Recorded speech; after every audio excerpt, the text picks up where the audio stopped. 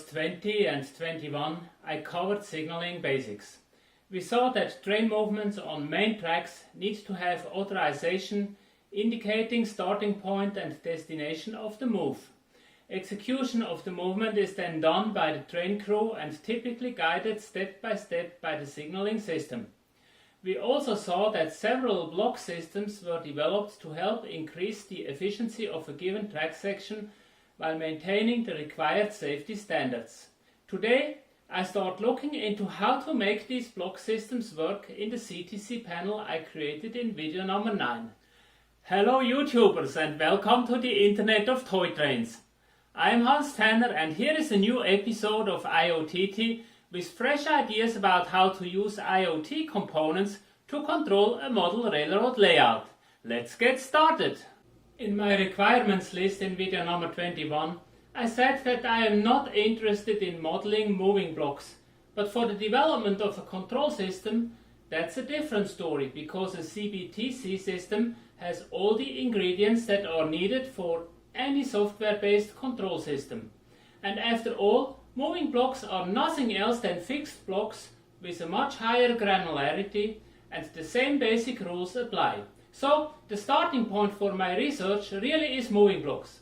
In Europe, this is part of the ETCS Level 3. The comparable system here in the US is called PTC, Positive Train Control, and another term is CBTC, Communication-Based Train Control, as we saw in video number 21. Of course, there are some differences with each implementation, but at the core, they follow the same principles. To make it work, PTC requires three main components. First, a set of sensors.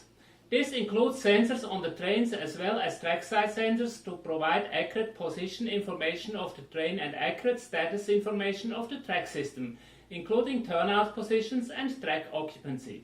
Second, wireless voice and data communication from the operations center to the train systems and the train crew, including acknowledgement of information receipt from man and machine. And third, a computer-supported operations center with a huge database that keeps track of all status information and the necessary algorithms to calculate speed data for each individual train at any time. Looking at the typical DCC-controlled model railroad, we see different degrees of implementation of these three elements. The strongest part certainly is data communication to the train, as that is at the core of DCC. All speed information for the trains is coming from a central unit. We are even ahead of time, as there is not even an engineer sitting in the locomotive. Sensor support typically is a different story, as there is no such thing as a GPS for model railroads, at least not that I am aware of.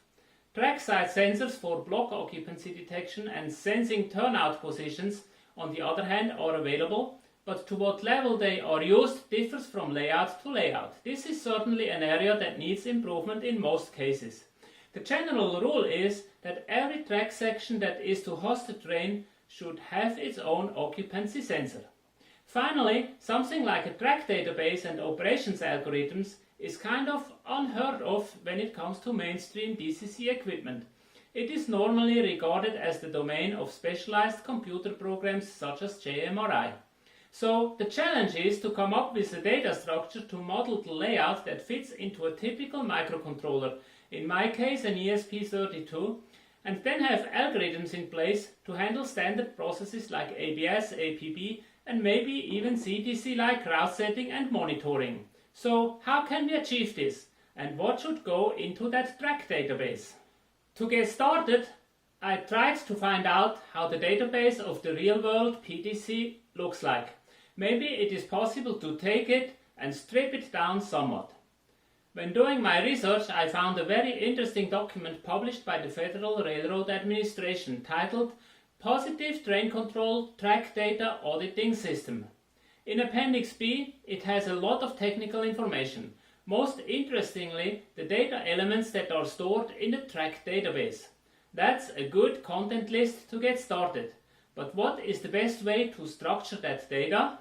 When doing a data model, it is generally a good idea to search for the smallest building block that allows for constructing the entire system. So, what is the fundamental structure of a track system?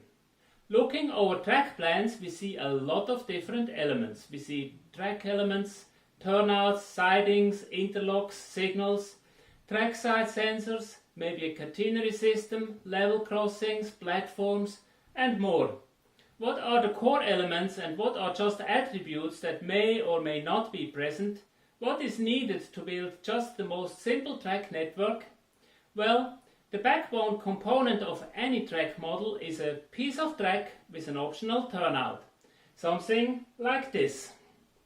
With a sufficient number of these basic components, it is possible to model any track network there is, with turntables being the only exception. I call this core building block a security element, and if you are a user of the Digitrax SE8C signal decoder, this term may be familiar to you. If you check the SE8C instructions on page 3, you see the very same graphics and this text. The Digitrax signaling system is organized around the concept of security elements, which are similar to what US prototype railroads call plans. Now, the SE8C is more a signal driver than a security element controller and does not implement some of the core functionality that is hinted at in this section. In particular, it is not capable to set signals based on block occupancy statuses as needed for an ABS.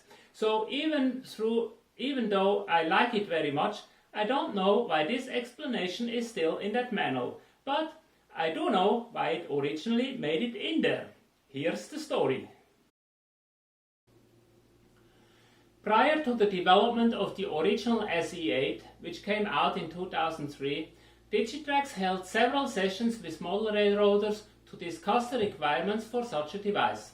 At that time, my wife and I were living just a few miles from the Digitrax factory in the Atlanta area, and as the developer of the WinLog software, I was invited to those meetings. Now, just a few years earlier, while still living in Switzerland, so probably around 1995 or 1996, I was leading an activity of the Swiss Digital Model Railroaders Association. The project was named ROSA, Railroad Open System Architecture, and the idea was to create a data object structure for model railroad operation that would be in the public domain and help with data exchange and interoperability of several applications. During this project work, we developed the first version of the security element concept, a simple data structure consisting of a turnout with 3 legs that could be used to model an entire track network. One of our ROSA project team members was at the same time involved in the ETCS project, which allowed us to compare our work with the real world, so to speak. It was not that different. So, in those meetings at Digitrax, I introduced the concept and somehow it got adopted, at least as a general idea, and the information in the manual has survived to this day. Now for this video, I reviewed the work from almost 20 years ago and also looked for newer publications about the data object structures used in PTC and ETCS. I came across a very interesting document describing the levels of modeling for purposes from long-term capacity planning down to simulation and operation. It is from 2016, intended to describe software development pathways from 2020 to 2050. Part of the document is a quite complete list of examples how different organizations model geospatial data. And to make the long story short, overall it seems that on the microscopic level, the data elements found in the PTC database auditing document and the structure similar to what we came up with in the ROSA project still represents the state of the art. So let's have a closer look how the security element gets populated with the data from the track database auditing list. First, I try to eliminate everything that is not that relevant for a model railroad and either leave it away completely or make it optional. And in order to build the network, there is one more data element needed, which is a pointer for each leg to the connected leg of the neighboring security element. Most of that data is straightforward and easy to understand. One thing I'd like to point out is the maximum speed. This can be set for each leg individually, so the applicable speed can be selected based on the turnout position. Also, I decided to enter the speed data as real speed data, so as miles per hour or kilometer per hour, or even better, meters per second. I know many people just think in aspects and terms like track speed, slow, medium and like. Recording those values would simplify the task, but it is not universally applicable. There are countries nowadays that have signaling systems that display true speed using digits, so it is more flexible to use real speed data. Furthermore, I added several attributes used for operations. Interlocking is used if the SE is with an interlocking area, starting with the first turnout where trains are entering the interlocking area. In this case, an interlocking name can also be added. Platform is applicable for those SEs that are within the interlocking and are the locations where trains stop. If an SE is part of a platform, a track number and a section name should be specified as well. Furthermore, a button can be specified which can be used for double button route selection as well as for sending a departure signal to a waiting train after setting a route. If an SE is not part of an interlocking, the control mode can be specified either ABS single direction, ABS double direction, APB or dark. The control model entry is used to specify whether the elements of a route should be set and locked before a train move can be started, or setting happens dynamically as the train approaches. The lock counter is needed to manage the lock status of the SE when it is used in a route. It is a counter because the SE can be locked by several routes at the same time. With these data elements defined for every SE, I believe it should be possible to implement typical signaling functionality like ABS and APB. Furthermore, it should be possible to provide CTC functionality, in particular finding and reserving a route and monitoring the train movement. Let me give you an example showing how I did the security elements on my test layout. Here you see the track plan as it was used on the CTC panel from video number 9. The track consists of 3 simple train stations with 2 tracks each, therefore there are 4 turnouts. A security element consists of 0 or 1 turnout, so the minimum would be 4 security elements. But we also want to have platform tracks, and the platform security element should not at the same time have a turnout. Plus, I also want to have at least one SE without a turnout between the turnout equipped SEs. So I end up splitting the layout in 12 SEs as shown here. And since each SE should have its own block detector, the SE boundaries at the same time indicate the track gaps for the occupancy detectors, which are shown next. As you have seen in video number 9, the BDs are used to display track occupancy status, but now they also become important for calculating the block statuses. Finally, I place the signals. Each entrance point to an SE can be protected by a signal, but in reality there is no need for that. Typically, entrance and exit of an interlock should be protected by home signals, so signals that are set by whosoever has the track authority.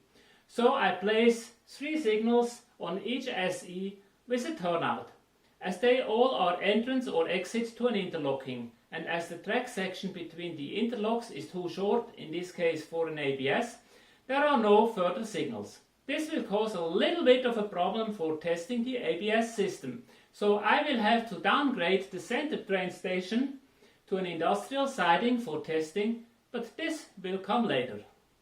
So I hope this example helps you to see how the track on your layout can be modeled and how your layout should be wired to facilitate prototype-like train control. And maybe you can already start to see how this security element concept can be used to implement an ABS algorithm. If not, don't worry, that's exactly what I will talk about in the next video. As always, I hope the information in this video was useful or at least interesting for you. If so, please click the like button below and subscribe to the channel. I appreciate your support as well as any feedback in the comment section below. Also, check out the additional information provided in the description section. If you don't want to miss any future IoTT videos, click the bell icon and you will get a notification when the next video comes out. Thanks for watching and see you next time.